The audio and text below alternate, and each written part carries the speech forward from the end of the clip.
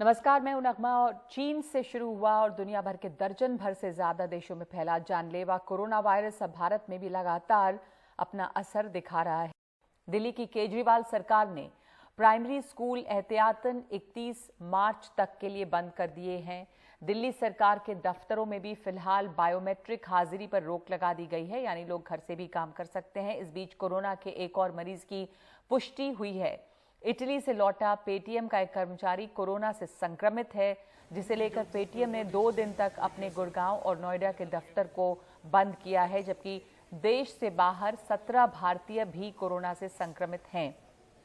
इसी दौरान ईरान से भारतीयों को लाने की तैयारी की गई है, जिसके लिए भारतीय मेडिकल टीम ईरान पहुंच चुकी है। ईरान में क्लिनिक बनते ही स्क्रीनिंग शुरू की जाएगी और प्रधानमंत्री नरेंद्र मोदी ने अपनी ब्रसल्स की यात्रा को रद्द कर दिया है, क्योंकि ईयू और भारत की बीच जो मीटिंग होनी थी वो कोरोना वायरस की वजह से कैंसिल हो गई है। तो ये अब तक के हालात हैं जो कोरोना वायरस के चलते पैदा हुए हैं।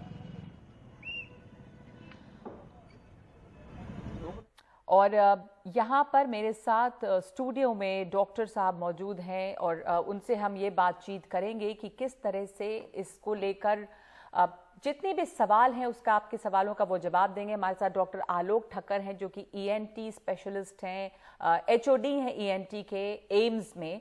हमारे साथ जो पहले कॉलर हैं वो हरजीत कक्कड़ हैं, जो बेंगलुरु से फ़ोन कर रहे हैं, कर्नाटक से।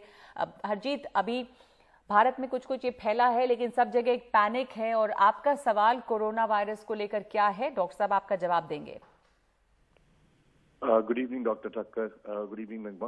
Good evening ji. मेरा सवाल ये है कि मैं यहाँ बेंगलोर में कुछ एजुकेशनल इंस्टीट्यूशंस के साथ एसोसिएटेड हूँ and I am running a school here with about 3,500 children.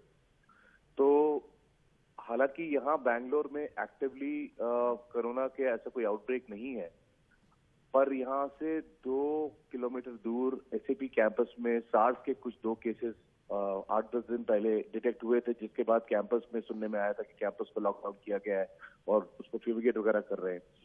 तो एज ग्रुप्स बहुत डिफरेंट हैं doctor. We are dealing with 3.5-year-olds to about 18-year-olds and from absolute innocence से लेके एकदम एडोलेसेंस में जहाँ रिबेलियस कैरेक्टर है। तो आप जितना भी कोशिश करें बेसिक हाइजीन या बाकी चीजों के बारे में समझाने में, इम्प्लीमेंट करने के लिए थोड़ी सी दिक्कत होती है। तो ऐसे सिनेरियो में कोई प्राइमरी गाइडलाइंस हैं जिनका ख्याल रख के आप आउटब्रेक या किसी तरीके की इन्फेक्शन को बढ़ावा देना या क्रॉस कंटेमिनेशन किसी तरीके का उससे बचा सकें? तो ऐसा है हरदीप जी कि अभी तो बेंगलोर में and I guess in your institution कोई ऐसी कोई बात है ही नहीं कि वहाँ पे ये वायरस अभी पहुँचा है। और वायरस इन्फेक्शंस तो हमेशा ही रहते हैं एनवायरनमेंट में और होते रहते हैं, जो कि यूजुअली सीरियस नहीं होते हैं। इस वायरस के लिए हम लोग वरीड इसलिए हैं because this is a new virus जिसके अगेंस्ट हम लोगों के यहाँ इम्यूनिटी नहीं है। सो हाँ, अगर ये new corona virus, novel corona virus अगर आपके इंस्टीट्यूशन में किसी तरीके से इंट्रोड्यूस हो जाता है तो it would spread, and because इसीलिए कि जो आपके जो सारी पॉपुलेशन है, जो सारे वहाँ पे स्टूडेंट्स हैं, उनमें इसकी इम्यूनिटी होगी नहीं जी। अभी तो आया नहीं है। So I don't think this cause for worry yet. You can certainly say कि भाई अगर किसी को थोड़ी सी भी बीमारी हो या थोड़ा सा भी को गला खराब हो, फीवर हो, तो टेक द प्रिकॉशन कि उस दिन आप ना ही आए। Many times when we are unwell हम अपनी एक गोली लेके काम पे आ जाते हैं, but this is a situation where in perhaps at this moment if you have a suspicion आप इसलिए ना आए। In all probability you would not have the corona virus infection, but yes just in case you did, आप ये नहीं चाहते कि किसी और को हो जाए, तो फिर अपने आप को आप क्वारंटाइन कर लें या बंद कर लें। But beyond that at this moment in time in a city where it doesn't exist, I don't think इससे ज़्यादा कुछ करने की बात बनती है। बिल्कुल। और हमारे साथ दूसरे कॉलर भी हैं, उत्तराखंड से हैं मनोज ओबरॉय। मनोज, आपका क्या सवाल है?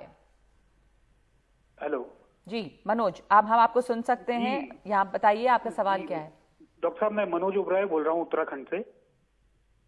कुछ लोगों द्वारा कहा जा रहा है कि हमारे द्वारा नॉनवेज खाने से भी कोरोना फैलने का डर है, और जिन जगह ठंड ज्यादा पड़ती है उन जगह कोरोना का खतरा और जगह से ज्यादा है। क्या ये मिथक सही है या गलत है? नहीं, इनमें कोई ऐसी बात नहीं। नॉनवेज खाने से तो कोई रिलेशन नहीं है, नॉनवेज खाने से कोई रिलेशन नहीं है। कोरोना वायरस जो है वो जो एक्सपीरियंस रहा है सारे दुनिया का, वो ये है कि लोगों के सलाइवा से या छींकने से या उससे जो है वो निकलता है। ऐसे नहीं कि आप नॉनवेज फूड खाएंगे तो उससे आपको जो है कोरोना वायरस का इन्फेक्शन हो जाएगा। थोड़ी ये बात ज़रूर हुई है कि ज़्यादा ठंडी जगह में ये वायरस शायद थोड़ा ज़्यादा देर तक सर्वाइव करेगा compare to a warm place, पर ये भी कोई कंफर्म्ड बात नहीं है। जो डॉक्टर साहब ये बात लगातार चल रही है कि जैसे ही गर्मी आएगी, तापमान बढ़ेगा, 27-28 डिग्री का कांस्टेंट टेम्परेचर होगा तो ये वायरस नहीं सर्वाइव करेगा। ये आम वायरसेस के लिए भी है कि जब मौसम बदलता है तो वायरस ज़्यादा होता है और जब गर्मी ज़्यादा होती है तो ख़त्म हो जाता है। तो ये इस पे लागू होगा उस कॉमन सेंस के तहत। और जो नॉन वेजिटेरियन खाने की बात है वो इसलिए भी क्योंकि शुरू में हुआ कि ये एनिमल्स के जरिए फैला, तो ये एक खौफ लोगों में बना हुआ है कि बैट और पैंगोलिन और तमाम चीज़ों के नाम सामने आए थे। हाँ, मैंने उसका जिक्र नहीं किया, पर जैसे अभी पिछले कॉलर के साथ बात हो रही थी, ये वायरस जो है ऐसा अनुमान है कि ये पहले जो है ह्यूमंस में था नहीं, बैट्स में था, और वहाँ से जो है ये ट्रांसफ़र होकर ह्यूमंस में आ गया है। जनरली जब ऐसा ट्रांसफ़र होता है तो ह्यूमन से ह्यूमन ज़्यादा ट्रांसफ़र होता नहीं है, वहीं बात ख़त्म हो जाती है। अब इस सिचुएशन में आगे ट्रांसफ़र हो रहा है, बट दैट डजंट मीन कि कोई और एनिमल से आपको फिर से ऐसी बात हो जाएगी। एक बार ये पर्टिकुलर वायरस में जो चेंजेस आए, वायरसेस हमेशा इवॉल्व करते रहते हैं, थोड़ा बहुत उनमें चेंज होता रहता है, तो इस वायरस में ऐसा चेंज आ गया कि ये ह्यूमन में आके ह्यूमन से ह्यूमन स्प्रेड हो रहा है। पर ये भी खाने से नहीं हुआ है, इट हैजंट अकर्ड बिकॉज किसी ने नॉनवेज खाया। आप ये कह सकते हैं कि क्योंकि चाइना में नॉनवेज मार्केट्स में लाइव एनिमल्स होते हैं तो वो शायद इन्फेक्शन का फोकस माना जा सकता है। जी। हमारे यहाँ तो ऐसा केस है नहीं। जी जी जी, इसलिए कहा जा रहा है कि आप पका हुआ या गर्म खाना खाएं। संतोष गोयल हमारे साथ फोन लाइन पे हैं, कांगड़ा हिमाचल प्रदेश से। संतोष, अपना सवाल पूछिए।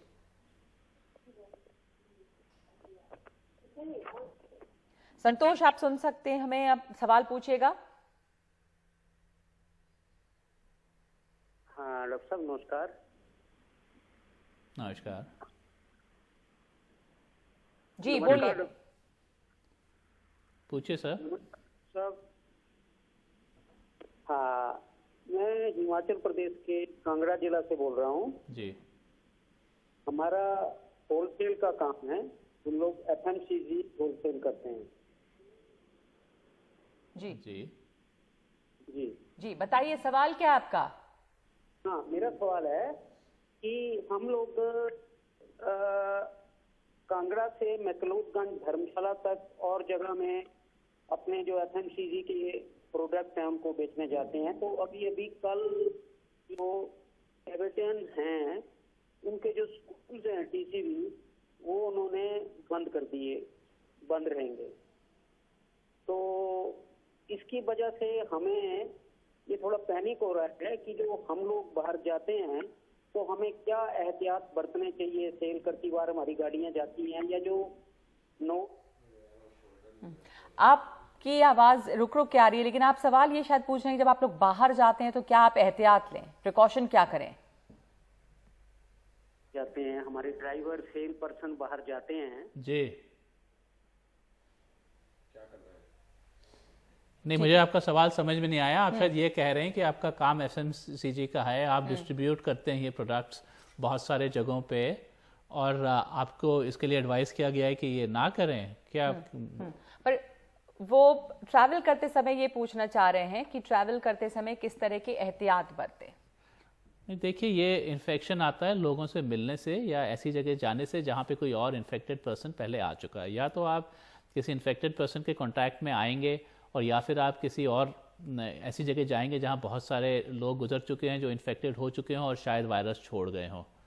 तो बेसिक इशू ये है कि अगर किसी की तबीयत ख़राब है तो उससे तो दूर ही रहें और उनको एडवाइस करें कि वो मास्क पहन लें। अगर आपकी तबीयत ख़राब है तो आप मास्क पहन लें और ज़्यादातर घर पे रहें। और दूसरा ये कि अगर आप किसी ऐसी जगह जाते हैं जहाँ बाकी बहुत लोग आए गए रहते हैं तो बहुत ज़्यादा इधर उधर चीज़ों को टच ना करें, और उसके बाद अपने हाथ धो लें, क्योंकि अगर हाथ से अगर किसी चीज़ से आपके हाथ में चीज़ आ गई हो तो फिर जो है आपके हाथ में अगर सपोज वायरस पहुंच गया हो तो धो लें। पर ये भी आप याद रखिए कि आज तक अभी तक हिमाचल में कोई बात हुई नहीं है कोरोना वायरस की। ये सब इसलिए हो रहा है क्योंकि हम सब थोड़े घबराए हुए हैं कि कल को ये वायरस आएगा तो क्या करना होगा। तो ठीक है, आपने सारी बात समझ ली क्या करना है, इट्स नाइस। तो एहतियात जो सब लोग ले रहे हैं वो एहतियात लेना चाहिए, थोड़ी दूरी बना के रखना चाहिए और हाइजीन का, हाथ धोने का ख्याल रखना चाहिए। इस वक्त हम इस कॉल इन शो में एक ब्रेक लेते हैं, ब्रेक के बाद लौटेंगे तो कुछ और कॉलर्स हमारे साथ जुड़ेंगे।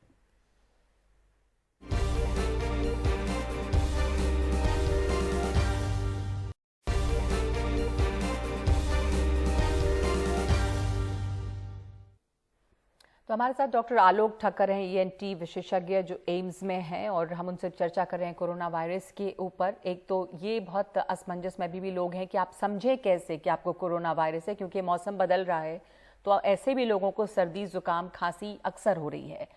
तो क्या इसके सिम्टम्स कुछ अलग होते हैं? जो न्यूज़ चाइना से आई है और जो WHO ने कहा है उस हिसाब से जो है ये है तो वायरल फीवर।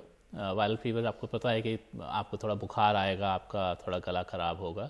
इसका जनरल सिम्टम जो कॉमनेस्ट है वो है कि बुखार होगा और खांसी होगी, सूखी खांसी। कभी कभी खांसी में थोड़ी बलगम हो सकती है, कभी कभी गला ख़राब हो सकता है, कभी कभी थोड़ा नौजिया या वॉमिटिंग जैसे जी मिचला सकता है और सांस फूल सकती है।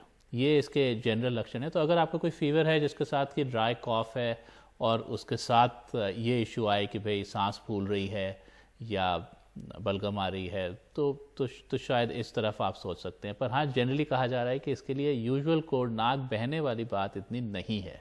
सो अगर आपको कोल्ड है और नाक बह रहा है तो प्रॉब्ली कोरोना वायरस की बात नहीं है यहाँ। जी जी।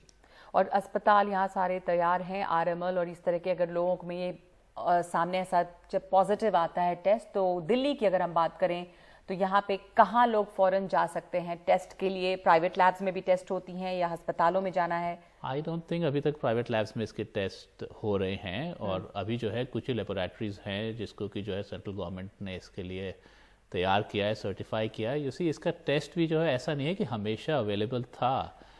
ये जो है जब ये वायरस डिस्कवर हुआ और ये वायरस आप कह लीजिए एंड दिसंबर तक इसकी बात होनी शुरू हुई जी। तो इसका जो आजकल जेनेटिक कोड होता है, इसको करीब 10 दिन तक इसका जेनेटिक कोड पूरी तरह चाइना ने पता कर लिया था और सबको अवेलेबल भी कर दिया था।